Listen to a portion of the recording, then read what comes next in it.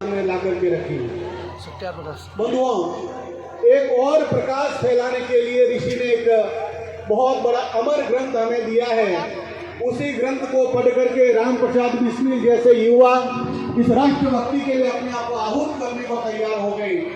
उसी पुस्तक को पढ़ करके जहाँ सरदार भगत सिंह के दादा ने, सरदार भगत सिंह जब छोटा था उस समय वो संस्कार अपनी संतान के अंदर दिए और जिस ऋषि के हाथों से उनका यज्ञ संस्कार किया गया, एक हवन कुंड अपने पास में रखते थे और एक अमर ग्रंथ एक पोटली के अंदर, कपड़े के अंदर बांध करके अपने सिर के ऊपर रख करके चलते थे। कहीं पर भी जाते थे हवन कुंड को नीचे रख देते थे, लेकिन जो पोटली के अंदर जो ग्रंथ, अमर ग्रंथ बंधा हुआ होता था, उसको कभी नीचे नहीं रखते थे। छोटा सा बालक भगत सिंह पूछता है, दादाजी इस पोटली के अंदर ऐसा क्या है जिसको आप जमीन पर कभी रखते नहीं हो, हमेशा अपने सिर पर रख करके चलते हो?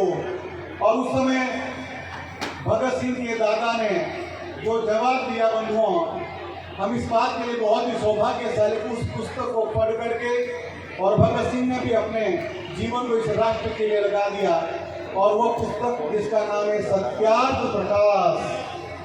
और सत्यार्थ प्रकाश अमर ग्रंथ की रचना करने वाले महर्षि दयानंद सरस्वती ने जब उसके अंदर अलग अलग विषयों को लेकर के, भिन्न भिन्न विषयों को लेकर के उसके अंदर शंकाओं का समाधान करते हुए इसको जब पूर्णता की ओर लेकर के गए, प्रारंभ की भूमिका से लेकर के अंतिम तक जब हम उसको पढ़ते हैं तो निश्चित रूप से हमें लगता है कि इस प्रकार का ज्ञान ऋषि ने हमें दिया है।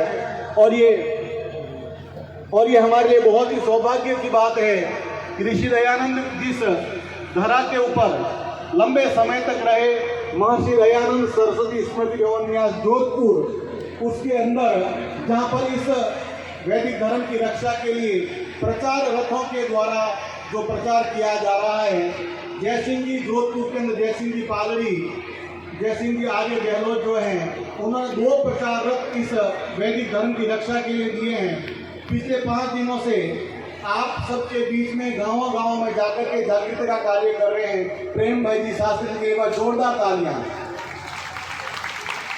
और आर्य पत्नी सभा राजस्थान के यशस्वी प्रधान श्रीमान किशन लाल जी आर्य गहलोत, जिन्होंने इस धर्म की रक्षा के लिए इन वाहनों के द्वारा और अनेक प्रकार के योग शिविरों के द्वारा, आर्य वीर के शिविर, आर्य वीरांगनाओं के शिविर के लिए जिनका हमेशा सहयोग रहता है, मैं एक बार कहूँगा एक श्रीमान किशन लाल और जयसिंह जी एक बार जोरदार तालियां बंधुआ।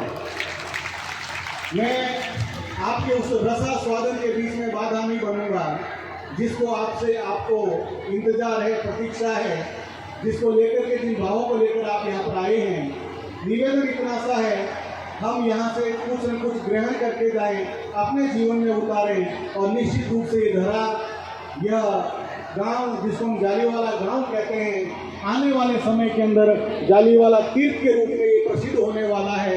यहाँ पर आकर के अनेक युवक अनेक प्रकार के व्यसनों से दूर होकर के अपने जीवन का निर्माण करेंगे और ऊंचे ऊंचे पदों के ऊपर जो आसीन होंगे, उन सब के लिए हम मंगल कामनाएं करते हैं। बोले सत्य सनातन वैदिक धर्म की जय हो। धन्यवाद।